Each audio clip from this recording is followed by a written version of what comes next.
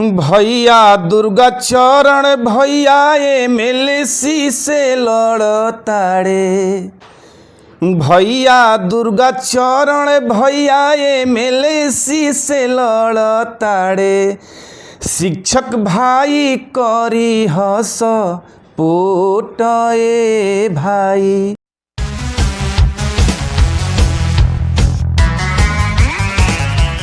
ब्रजेश कुमार और आप जनसागर न्यूज़ देख रहे हैं। वैसे तो आमतौर पर देखा जाता है कि लोगों के मन में चुनाव का मतलब होता है कि पंचायती राज, विधानसभा, लोकसभा, लेकिन एक ऐसा चुनाव भी होता है जहां सिर्फ शिक्षक वोट करते हैं और जिसको शिक्षक निर्वाचन कहते हैं। आज उसी क्रम में हम यहाँ बैठे हैं और हमारे साथ एक प्रत्याशी मौजूद है जो गया शिक्षक निर्वाचन क्षेत्र से प्रत्याशी हैं।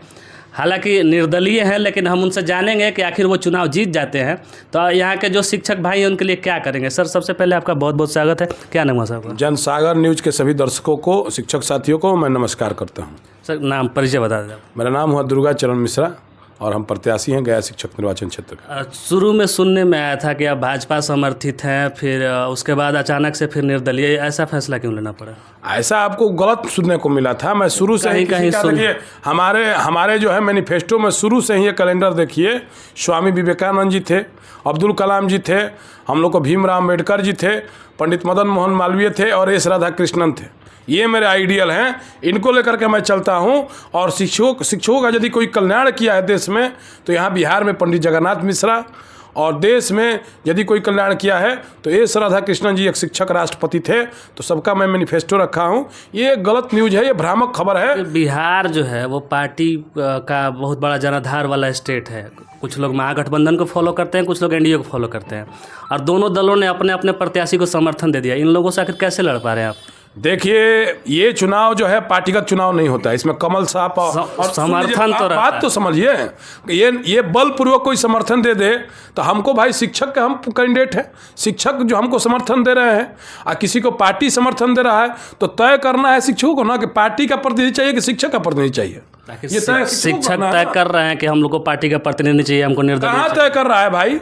ये तो थोपा जा रहा है ना पार्टी। आप जो कह रहे हैं कि हम शिक्षकों के प्रतिनिधि हैं, शिक्षक क्या ये तय कर रहे हैं कि हमको पार्टी के प्रतिनिधि को वोट नहीं देना? नहीं, आप बातों को समझ नहीं रहे। हम कह रहे हैं ये बात कि बलपूर्वक पार्टियों द्वारा ये थोपा जा रहा है, समर्थन दिया जा रहा है। ये चुनाव दलगत नहीं होता है, संविधान का जानिए। संविधान में है कि ये चुनाव दलगत राजनीति से नहीं होता है।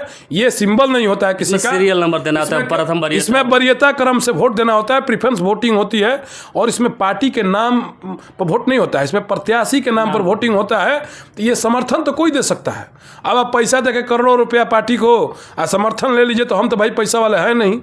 हम तो पार्टी की, इसलिए मैं चर्चा ही नहीं करता हूं। पार्टी का व्यक्ति जीतेगा तो भाई पार्टी के सिद्धांत पर चलना पड़ेगा। पार्टी, किसी भी पार्टी का सिद्धांत नहीं है।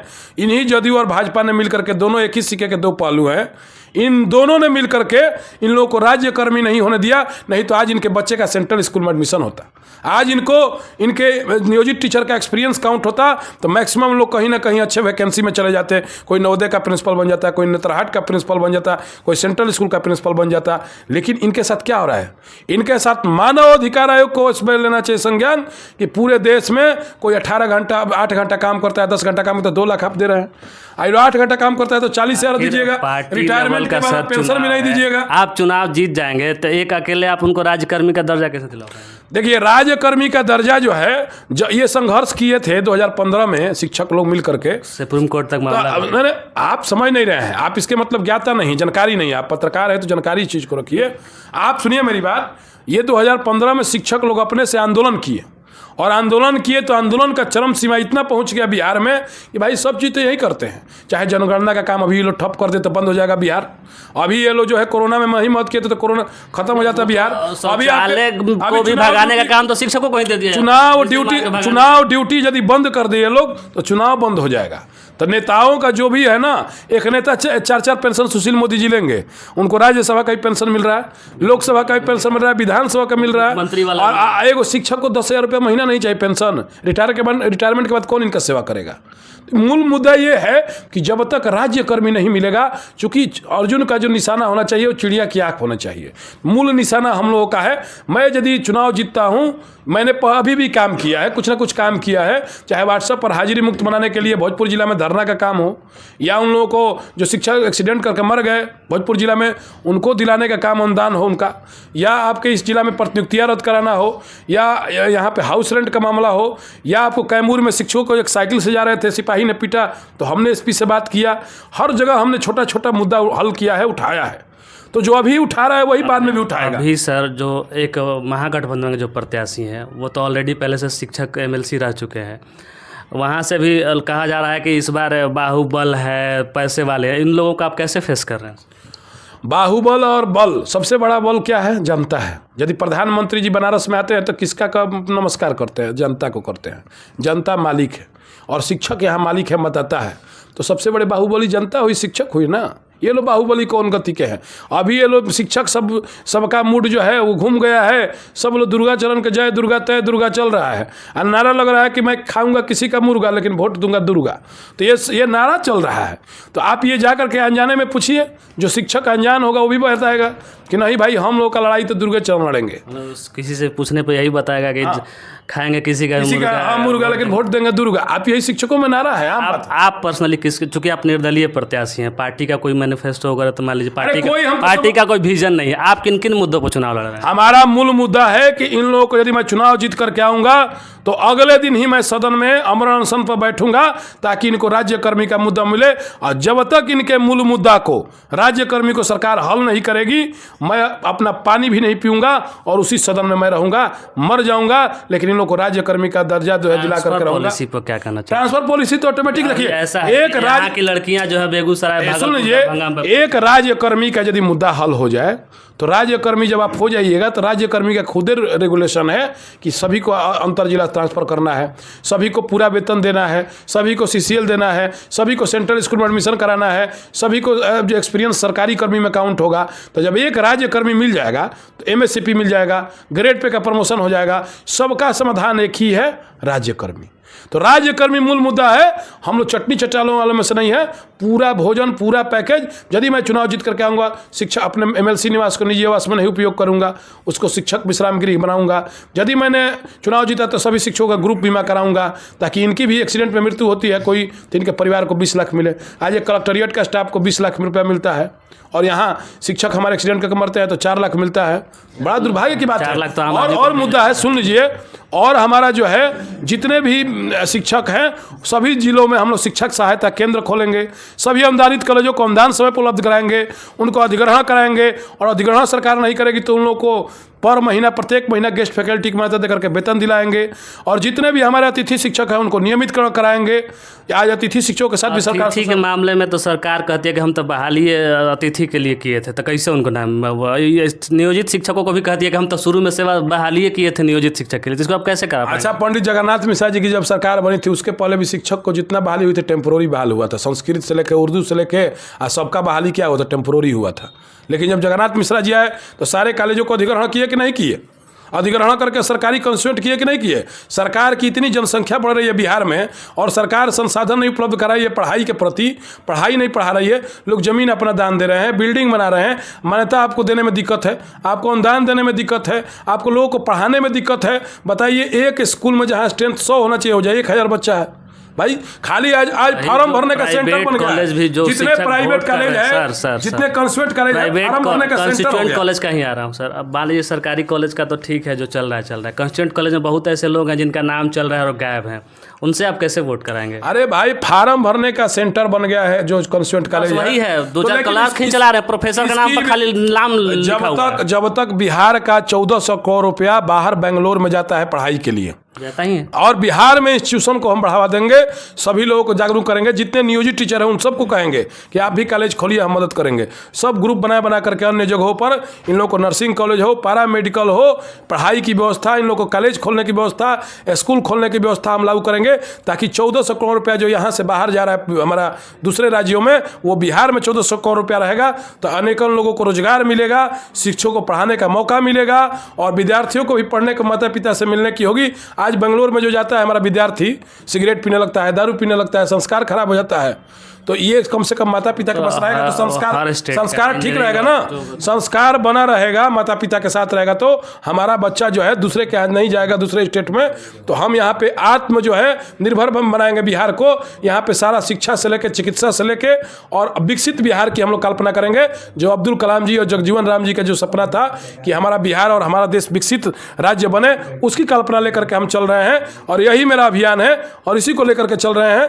और शिक्षकों का जब यहाँ जब शिक्षा का स्तर सही हो जाएगा ना, शिक्षक की जब माली हालत सही हो जाएगी तो शिक्षक का विकास हो जाएगा, शिक्षक का विकास हो जाएगा तो बिहार का विकसित विकास हो जाएगा, बिहार विकसित राज्य बन जाएगा। यही मेरी कल्पना है और इसी उद्देश्य की पूर्ति के लिए मैं चल रहा हूँ। आज बताइए कोई बीएसटीए को तोड़ के न्याय मोर्चा बना रहा है, कोई न्याय मोर्चा को तोड़ के फलना बना रहा है। वही सर, शिक्षकों में अभी तो 3 संगठन 4 संगठन चल रहा है। इंटर पास जो है आकर के पूंजीपति लोग चुनाव लड़ रहा है। इसमें भी सर 3-4 संगठन चल रहा है, अलग अलग संगठन शिक्षकों का भी होगा, उनको कैसे एकलाएगा?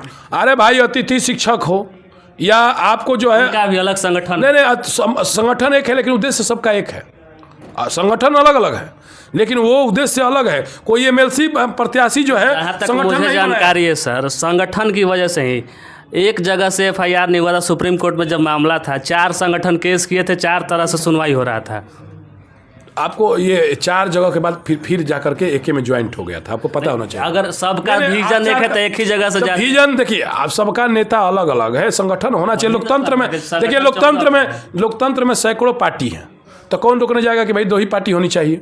लोकतंत्र में होना चाहिए। तो बिहार में 2 ही पार्टी को मिल रहा है, या तो ये है कि ना तो वो कि ना। नहीं लोग देखिए, बीजेपी कोई भी पार्टी हो पॉसिबल। अरे भैया हम बता रहे ये पार्टीगत चुनाव नहीं है, शिक्षक का चुनाव सर फिर भी हो रहा है ना, यही तो दिक्कत है। यही तो आपको भ्रम है ना, ये पार्टीगत चुनाव नहीं है। कभी भी आप पता करिए कि इसके पहले ये पता है कि पार्टीगत चुनाव नहीं है, लेकिन हो यही रहा है कि आधे लोग महागठबंधन के जय तेजस्वी कर रहे हैं, आधे लोग जय मोदी। अरे भाई दोनों बीच वाले को आखिर कैसे लोग पूछ रहे हैं? देखिए बता रहे हैं, ये शिक्षक का जो चुनाव होता है ये पार्टी के समर्थन से नहीं होता, ये लोग बलपूर्वक समर्थन कोई दे देता है। इसमें जो चुनाव होता है, जो ओरिजिनल शिक्षक हो, जो इधर का रहा, प्रोफेसर अरुण कुमार सिंह जी की ये धरती है, ये पूंजीपति और माफियाओं को यहाँ नहीं जीतने देंगी। इस एमएलसी का नामकरण हम लोग पूंजीपति एमएलसी नहीं होने देंगे। इस एमएलसी का नामकरण शिक्षक एमएलसी है, पार्टी मैक्सिमम पूंजीपति ही लड़ रहे हैं। अरे भाई लड़ने से क्या होता है? अडानी अंबानी देश के प्रधानमंत्री होते हैं, मोदी जी होते हैं चाय वाला। बताइए तो पैसा वाला फंडिंग करे तो मोदी जी हो रहा है। अरे नहीं, पैसा वाला यदि प्रधानमंत्री बनता तो अडानी अंबानी से ज्यादा पैसा मोदी जी को है, वो प्रधानमंत्री नहीं बन गए होते। अडानी अंबानी व्हाइट कॉलर वाले पूंजीपति नहीं है, वो तो टाई वाले पूंजीपति हैं। आपके पास प्रमाण है कि मोदी जी को पैसा दे रहे हैं क्या ये लोग? बिना फंडिंग के, कॉर्पोरेट फंडिंग के, सरकारी। ये सब देखिए, अपनी उनकी जो छवि हम करेंगे, चाय वाला का बेटा जब देश का प्रधानमंत्री बन सकता है तो शिक्षक अपना हित देकर के वोट देखेगा। जितने भी शिक्षक हैं वो अपना हित देख रहे हैं कि उसमें अपने बच्चों का भविष्य देख रहे हैं। आज उन लोगों को ओल्ड पेंशन नहीं मिलता है, आज उन लोगों को जो है राज्यकर्मी का दर्जा प्राप्त नहीं है। इन सब समस्याओं को लेकर के आखिरी सवाल, आने वाले जो 31 या 30 को जो चुनाव है उसके लिए आप अपने शिक्षक भाइयों के लिए क्या संदेश देना चाहते हैं? शिक्षक भाई नोट पर जो है वोट के माध्यम से चोट करेंगे और फिर सोन पार उस हम लोग भेज देंगे। जो लोग सोन से पार करके उधर से इधर आए हैं, हम लोग सोन पार पटना जिला फिर भेज देंगे, और एक बांका जिला का आए हैं उनको भी बांका जिला भेज देंगे। और इस बार प्रोफेसर अरुण कुमार सिंह जी को वही श्रद्धांजलि होगी कि शाहाबाद का और मगध का लाल जीतेगा, नौजवान जीतेगा, शिक्षक जीतेगा, और दुर्गा चरण जय दुर्गा तय दुर्गा चल दिया है नारा। तो ये होने जा रहा है, यही हम लोग करने जा रहे हैं। और वोट तो भाई देना है, वोट जाकर के बताइए इंटरमीडिएट पास आना है। कोई जो 12 साल से कुछ काम नहीं किया आता है तो कहता है कि डीओ मेरा नहीं सुन रहा है, मुख्यमंत्री मेरा नहीं सुन रहा है। अरे तुम कितनी बार धरना पर बैठे? ये लोग जब कोरोना काल में थे आंदोलन में, तो कितनी बार आप आंदोलन में गए इन लोगों का साथ देने? आप लोग तो कहते हैं कि आप सुनते नहीं। आप ये लोग तो कहते हैं, ये लोग जा रहे थे कि सर ऐसा है कि हम लोग बैठे हैं धरना पर आ जाइए, तो कहते थे कि आप बीएसटीए से पूछ लीजिए, हमारे कहने पर आप धरना पर नहीं बैठे हैं। अरे भैया आप किसके आप निर्दलीय जीते थे? जो वर्तमान एमएलसी हैं वो निर्दलीय जीते थे। और किससे पूछ करके, कौन से शिक्षक से पूछ करके आप पार्टी ज्वाइन कर लिए?